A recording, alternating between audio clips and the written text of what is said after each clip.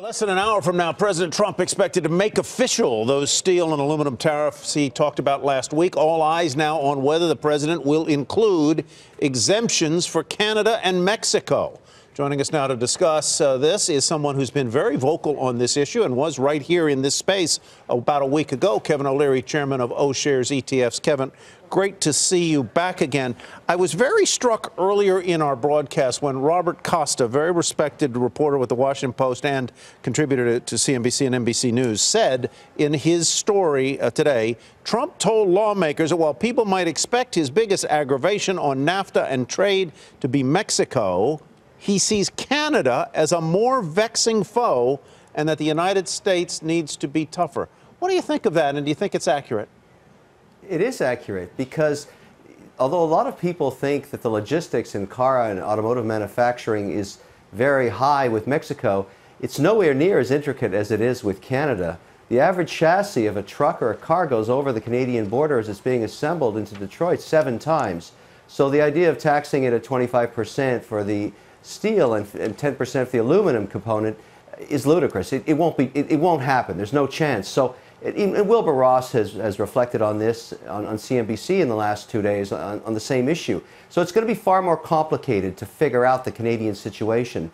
On the other hand, what's also complicated the situation is Canada, which used to be the lowest corporate tax rate in North America at 26.7%, is now the highest with the swoop of the pen of Trump's new tax policy, and capital is leaving Canada by the billions now to come to a lower tax jurisdiction in the United States. So it's an ebb and flow situation that Canadians are also very concerned about because they haven't been able to adjust their corporate tax rate to be competitive. Yeah. And there's been 50% reduction in direct investment in Canada as a result. That's a problem. This was a point you made very forcefully last week.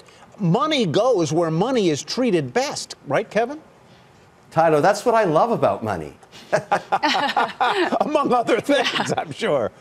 But yeah, it goes where it's treated best. And so, it's true. And if we put a tariff, as we have on Canadian softwood lumber, if we put it on inbound Canadian steel, this makes that product for Canada, which is 53% of our imports or some such, even less competitive. Well, let's take a story you just broke a few minutes ago regarding soybeans. If, in fact, China retaliates with any kind of tariff, it could be a marginal tariff. It may not be anywhere near 25% on soybeans. Well, guess who grows the rest of the soybeans? It's the Canadian farmers in the middle of Canada. They have huge productivity in soya, and they will happily take up that slack. They'll increase their production to China by 3-fold.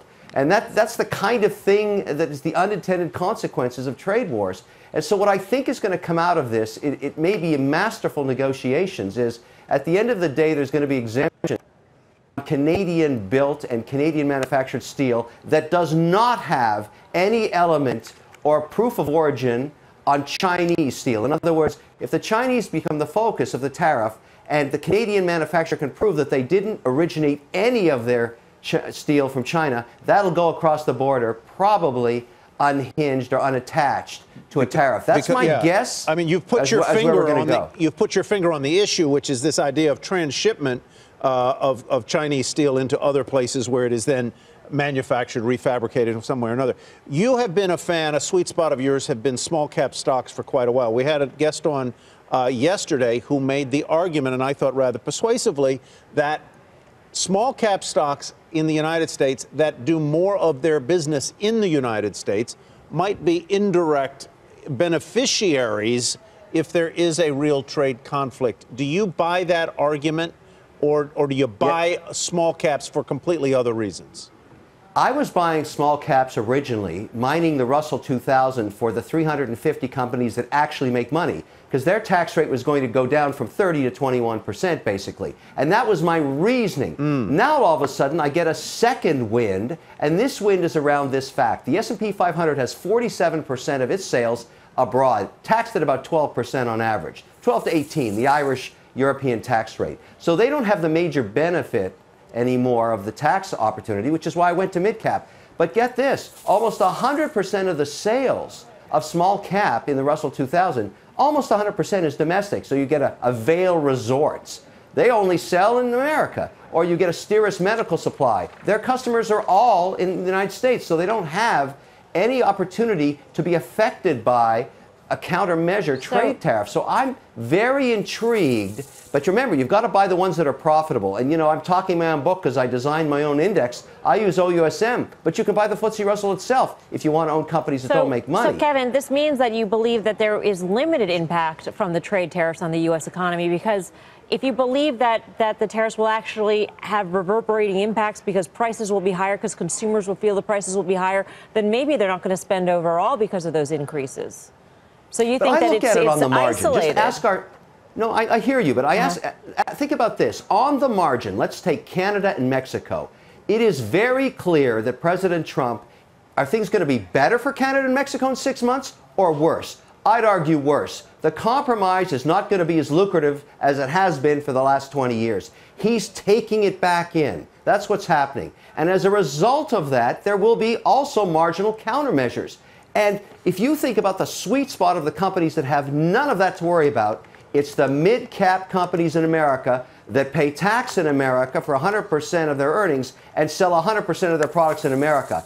Time to bulk up on mid-cap stocks. And the market's telling you that. 4 to 5% this week alone, even in very volatile times. I'm loving Amarillo, Texas. I like Des Moines. I love all of small America now, because that's where the profits are going to be. And they're not affected by any of this political rhetoric. Kevin, thank you so much. Always good to hear from you. Take care. You bet. You too, Mr. Wonderful, Kevin O'Leary. Hey there, thanks for checking out CNBC on YouTube. Be sure to subscribe to stay up to date on all of the day's biggest stories. You can also click on any of the videos around me to watch the latest from CNBC. Thanks for watching.